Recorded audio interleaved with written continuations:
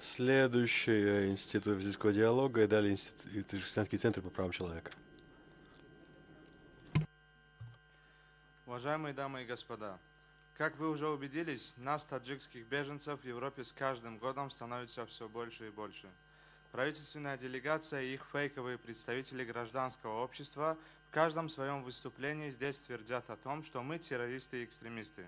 Но поверьте, с такой политикой террора собственного населения число граждан, вынужденных покинуть страну, будет расти с каждым днем. И боюсь, что это продолжится, если они не изменят свою политику выдавливания собственного населения из страны. По соотношению мигрантов к общему числу населения Таджикистан находится в числе лидеров стран-доноров мигрантов. Есть несколько причин миграции таджикистанцев, основная из которых, по моему глубокому убеждению, является именно отсутствие свободы и ограничение общегражданских прав. У себя в стране мы не имеем элементарных прав на свободу, но власти хотят убедить и себя, и других в том, что единственная причина такой массовой миграции – экономическая. Да, большинство наших мигрантов находятся в трудовой миграции.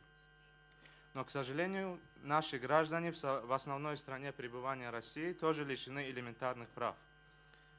Платя налоги больших граждан России, наши граждане не имеют даже доступа к медицинскому обслуживанию, и приток таджикских граждан с России в Европу тоже имеет тенденцию к росту.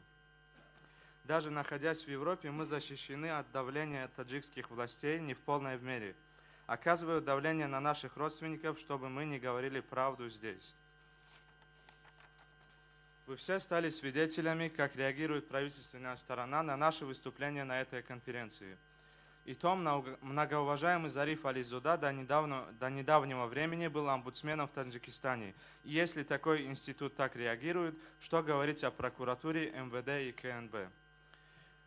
В Европе мы сталкиваемся с некоторыми трудностями. Многие граждане, жизни и здоровью которых реально угрожает опасность на родине, получают негативные решения, а получившие позитивные в Польше, где я нахожусь, имеют очень ограниченное время на интеграцию. Наши рекомендации. Второй год уже со стороны правительства на нашу конференцию делегируются люди, среди которых есть те, кто не говорит ни на одном рабочем языке БДИПЧ ОБСЕ. Я бы предложил правительству Таджикистана и канцелярии ОБСЕ обратить внимание на данный факт.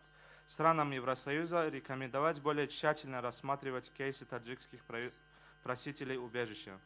Использовать международные рычаги влияния на Россию, чтобы улучшить правовой... Благодарю вас. Я прошу прощения. Ваше время истекло. Прошу вас.